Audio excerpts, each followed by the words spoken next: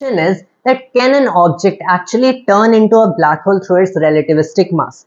Well, basically हम सबको बताया जाता है कि कोई भी ऑब्जेक्ट लाइक मूव करता है, कोई भी ऑब्जेक्ट मूव कर रहा है, तो वहां पे वो एक्चुअल में tends to gain mass and what you call basically the relativistic mass, and उसकी लेंथ भी कॉन्ट्रैक्ट करती है। लेकिन अगर उसकी लेंथ कॉन्ट्रैक्ट करी एंड उसका मास इंक्रीज करता है, दैट इज इसकी जो हमारी मास डेंसिटी होगी वो इंक्रीज करेगी। अगर मास डेंसिटी इंक्रीज कर रही है, इसका मतलब ये at some point in time black hole में टर्न कर जाना चाहिए। Well, so the question is, does it actually in relativity turn into a black hole? Now see, depend करते हैं कि कैसे इस पर्टिकुलर चीज को हम लोग देख रहे हैं, what you define, what you call the relativistic mass. इस एक्चुअल में इस कंसेप्ट को पॉपुलराइज कर दिया by popular science communicators, but it largely depends on what you view as relativistic mass. The second thing which I will talk about first, it is कि ये जो हमारा पर्टिकुलर चीज है of this square radius, whatever you call it, तो ये एक static solution है of the general relativity. when you basically try to figure out a static solution of general relativity, what you get is a square radius, जिस radius पे इस particular मास का object एक black hole में turn कर जाता है। नाउ सिंस एक स्टैटिक सॉल्यूशन है अनलाइक अ डायनेमिक, इसका क्लियर सा मतलब है कि अगर हमारे पास कोई मूविंग ऑब्जेक्ट है तब ये ब्लैक होल में टर्न नहीं कर सकते just by approaching this particular square radius के इसकी लेंथ कॉन्ट्रैक्ट हो रही है या फिर मास इंक्रीज हो रहा है। It is just a static solution. The second thing that you have to look over here is कि आप रिलेटिविस्टिक मास का कंसेप्ट डिफाइन कैसे करते हो।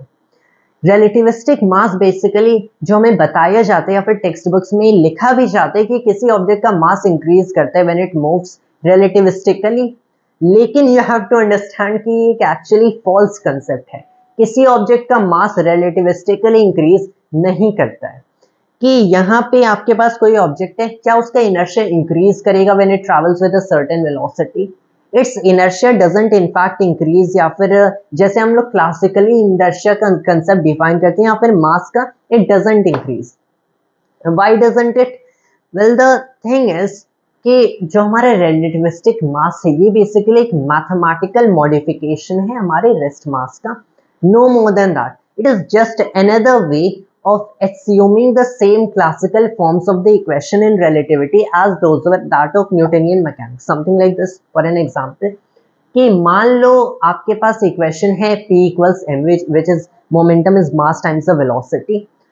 Now momentum, if you define as mass times velocity in classical mechanics, that is the rest mass times velocity.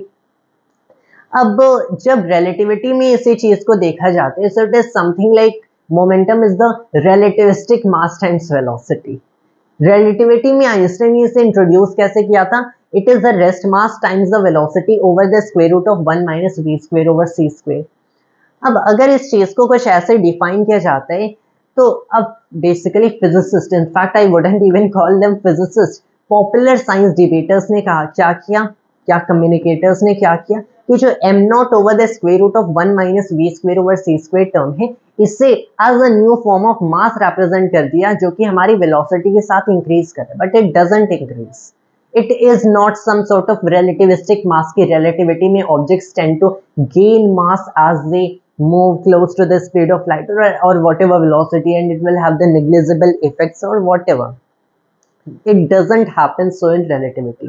बस हमें एक ऐसा टर्म मिला which is m naught times v over the under root of 1 minus v square over c square, तो इस basically term को हम लोगों ने कह दिया it is relativistic mass। ऐसा कहा, so you can now write momentum as relativistic mass times velocity, and when you write it as relativistic mass times velocity, it has the same form, the equation contains the same form as the old momentum formula and that of classical mechanics, ताकि हम लोग उसी तरीके से अपनी equations के साथ workout कर सकें।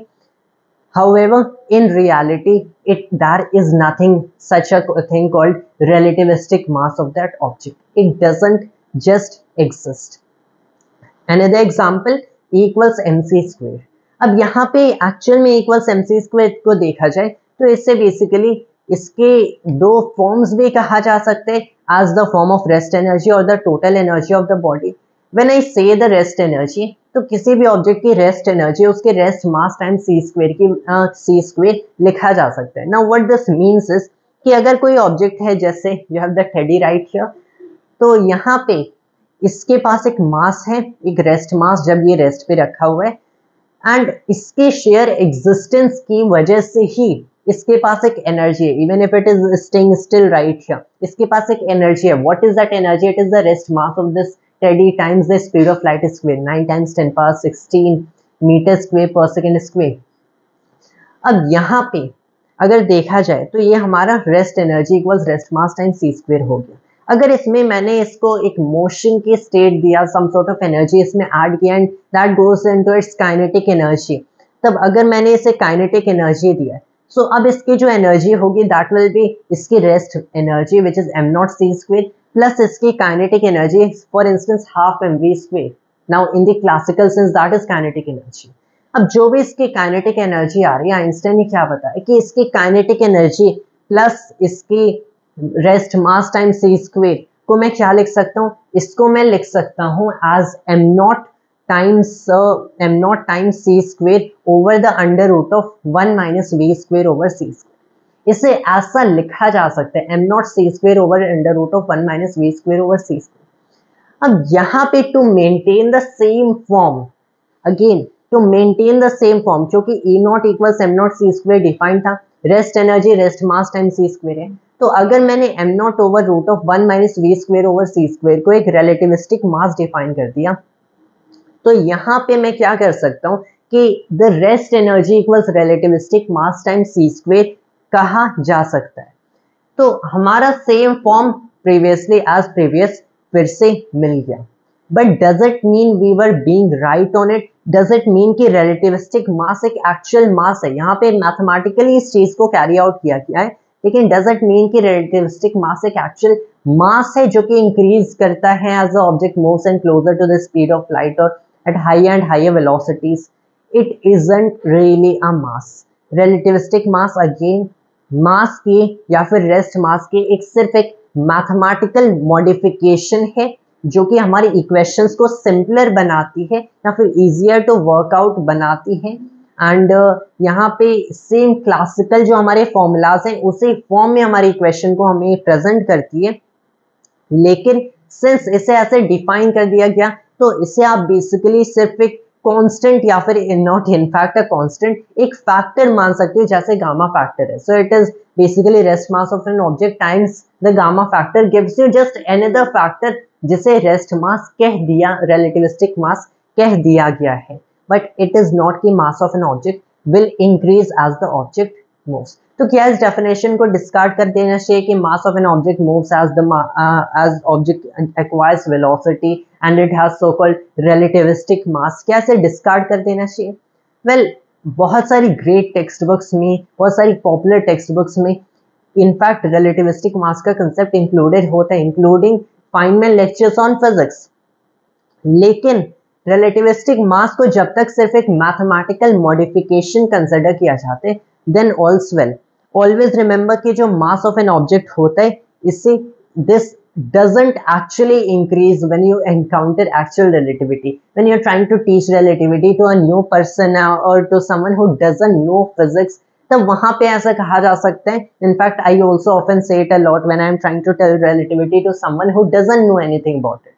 तो वहां पे आई से कि mass of an object increases या फिर ये या फिर वो, and this is actually a rather very nice way to tell anyone why objects can not approach the speed of light. क्यों स्पीड ऑफ लाइट तक approach करना पॉसिबल नहीं है, but that is not exactly why कि objects can not approach speed of light, क्योंकि तब इनकी basically energy इतनी हाई हो जाएगी. We need infinite supply of energy to continue accelerating it as it gains more inertia as it travels.